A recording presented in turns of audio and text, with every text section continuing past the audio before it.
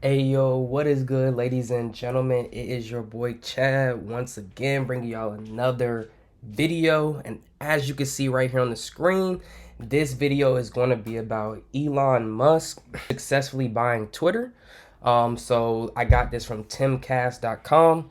Timcast, I heard, does a good job with their podcast, but they also provide us with a lot of information like you can see here. So Twitter's board reached a deal in the billion-dollar bid to sell the Tesla CEO and take the company private. Now, as you guys know, Elon Musk was, he offered to actually buy Twitter. Not only did he offer to buy Twitter, but he was going to pay $44 billion. That's what he actually bought Twitter for, 44 billion. Elon Musk, he did say that he is a freedom of speech absolutist, which he doesn't believe in censoring or shadow banning or anything like that. Because if we're going to be honest, Twitter's kind of become like a liberal ideology type of echo chamber. And a lot of people, think that's okay, because everybody's worldview is liberal. But if you're conservative, if you're a Republican, if you lean anywhere near the right, you're attacked, you're slandered, you're censored, shadow banned, everything. And it's gotten to the point where it's gotten so out of control that Elon Musk, a person who I wouldn't even consider to be right leaning or a conservative or so, is taking the steps to do the big boy move and buy the platform to change it for the better. We already have Trump not suspended, but he's been banned from Twitter. Alex Jones has been banned, and a list of more people who, if you just take an objective look at it, they're all more so leaning to the right than they would be leaning left or liberal. So before we even get started here, I'm going to go to Elon's Twitter. And this is the most recent tweet from Elon's page. It says, "Free speech is the bedrock of a functioning democracy, and Twitter is the digital town square where matters vital to the future of humanity are debated," which is true. Twitter, like I've always said in my previous videos, is basically a town square. Everybody comes to the square to have their opinion, and Twitter shouldn't have an opinion of its own to be considered biased. Most places like Facebook, I would consider left-leaning. Instagram, left-leaning. Twitter, left-leaning. The only time you get to places that are like really like right-leaning is like Gab or Truth Social. But those are only a result of basically, these types of apps or social media sites like Twitter banning all the people that are more right leaning or have sort of a conservative value about them. I also want to make Twitter better than ever by enhancing the product with new features, making the algorithms open source to increase trust, defeating the spam bots, and authenticating all humans. Twitter has tremendous potential. I look forward to working with the company and the community of users to unlock it. Now, when he says he wants to, make the algorithms open source to increase trust, what that basically is we all know that these sites have certain, like Instagram. Instagram has certain algorithms where you see some people's content all the time. You may never see others because it's built into the algorithm with whoever you click on more, that's who you see. Whoever you interact with more, that's who you see. Whoever you leave a comment, that sort of thing. And Twitter has the same sort of thing. But when it comes to like being shadow banned or being censored or anything, Elon's basically saying, I'm going to give you guys the open source algorithm so you can see what these algorithms are actively doing to your profile. And he's also, defeating spam bots. Spam bots would just be basically like one person has created 10 different accounts for Twitter, and they use those to either push propaganda, push lies, hate underneath people's posts and everything. And I've even heard that some of the new features Elon may come out with would be like everybody who's a human can be verified. So you will no longer see just like Elon Musk, SpaceX, Justin Bieber, Drake all having a blue check mark. It would mainly be everybody that's a human. So that way people can know, am I interacting with a bot? Am I interacting with a spam account? Someone who just wants to be a hater, just yelling out stuff at me? Or is this a real person? You know what I mean? So I don't know if it's going to be like a feature where you pay $5 a month and, you can, get a verification check, or how it actually is. But I do think it's good that we're differentiating bots and spam accounts that people have created to push different narratives and all of that versus regular people.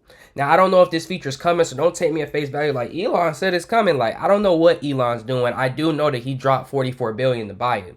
And me personally, I'm almost like, Elon has so much money, it really, like I said, it took someone who's not even on the right or conservative to do this, which is a big, like, telltale, whatever you want to call it, of where our society is. Like, we've gotten so divided on different issues, ideologies, or just anything in general that someone who doesn't even basically agree with conservatives and stuff is like, yo, this is a real issue. Like, I see what they're talking about, and I'm gonna do something about it. Because Elon could have used his money to buy anything imaginable. With $44 billion, that's a lot. You could have as many material things as you want, everything. But he used it for, in my honest opinion, for the greater good. You know what I mean? Like, he used this so everybody's opinions can take a stance on this public square.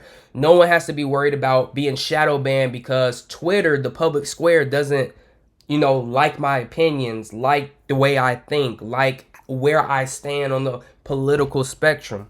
So it does open the door for that, but it also does open the door for, probably a little bit more toxic of an environment since everybody can say and do what they want. But that's just what comes with free speech. Now, Musk does go on to say, I hope that even my worst critics remain on Twitter because that is what free speech means. And I've even saw where Twitter has also said that, they've had to lock up their actual code because they don't want employees at Twitter who are like gone rogue or who are mad about this to do stuff to the code and make Twitter where it's not, viable to do anything and things like that. So they had to lock down Twitter on result of him actually buying Twitter.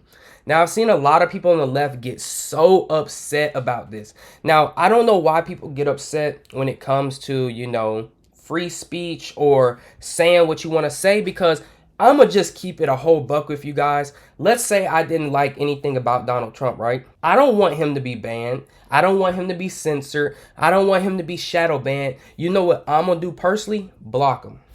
What does that stop? It stops me seeing anything that has to do with Donald Trump and his name, his ad, anything on my timeline because he's blocked. So I don't get why people just can't do that and why they're, really upset. I've even seen some TikToks and some videos where leftists are like, guess what I just did today, guys?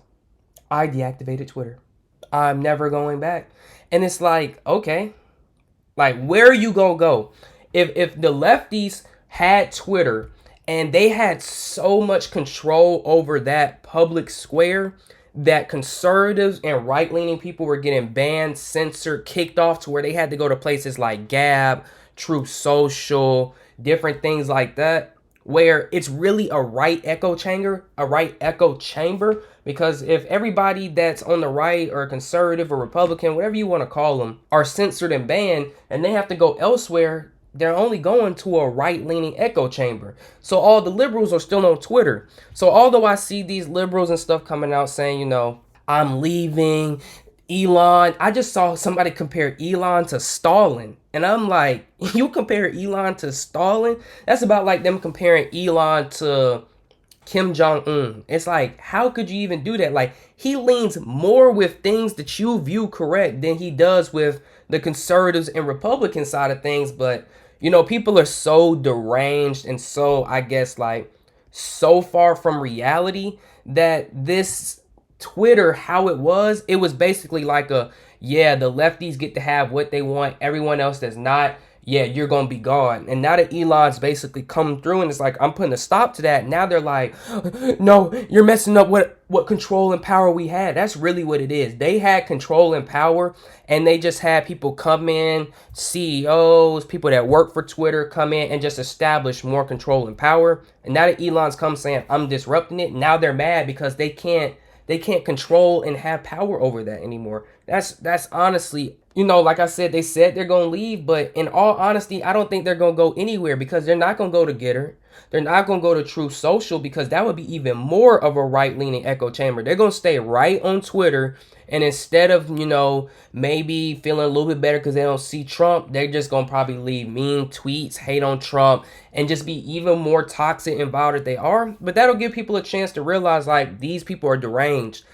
I'm glad Elon changed the site because it was going to get out of control anyway. So just to read a little bit about it, I'm not going to read too much because this is pretty much straightforward and simple. But according to the press release, Twitter today announced that it has entered a definitive agreement to be acquired by an entity wholly owned by Elon Musk for $54.20 per share, approximately $44 billion. Upon the complete the transaction, Twitter will become a private held company. The Twitter board conducted a thoughtful and comprehensive process to assess Elon's proposal with a deliberate focus on value, certainty, and financing. The proposed transaction will deliver substantial cash premium, and we believe is the best path forward for Twitter stockholders. Now, Twitter, they didn't really have a choice in this. You couldn't really decline Elon's offer of $44 billion because as your fiduciary responsibility, you have a responsibility for profits to your shareholders or stockholders, whatever you want to call it. And this was a great premium. If they were denied this, they would basically just be saying, like, we don't care about the shareholders and stockholders. We're not going to fulfill our fiduciary responsibility. We don't care about maxing out profit margins, for this. Like, this would honestly, there's no way they could not have done this. There's no way they could not have accepted the buy offer. No matter which way you look at it, they couldn't have done that.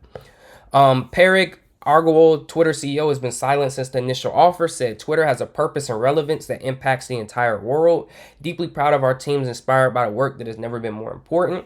Musk said on Monday, free speech is the bedrock of a functioning democracy, and Twitter is the digital town square where matters vital to the future of humanity are debated. South African immigrant entrepreneur Elon Musk is set to become new owner of the social media platform. Multiple sources have reported the news, including TMZ, Bloomberg, and more. So yeah, that's basically the gist of it. I'm not going to read anymore. But just from my own perspective, I'm glad that Elon has been the one to actually try to get something done. As crazy it may be, the times we're living in, society has gotten so divided, so divisive.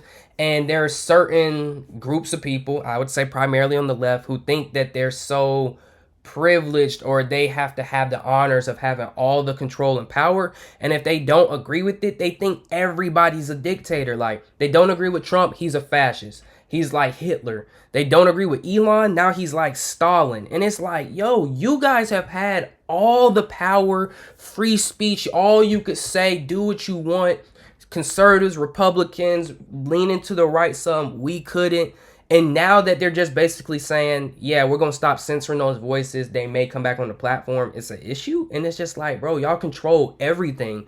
But this may actually be one of those definite moves that, shift the culture war towards a more equal opportunity for everybody when it comes to speech.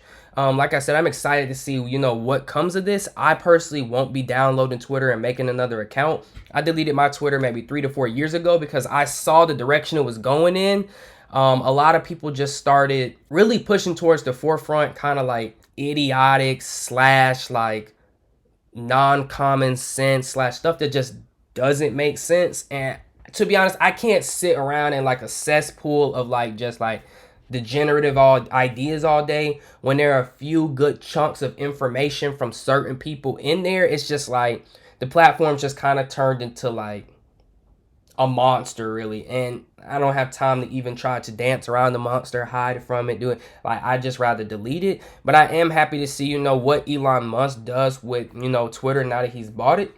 But anyways, man, leave your comments down below if you all have any. Let me know your guys' opinion on what you think about Twitter and Elon buying it. And as always, thank you guys for watching. It has been your boy Chad, and I'm out. Peace.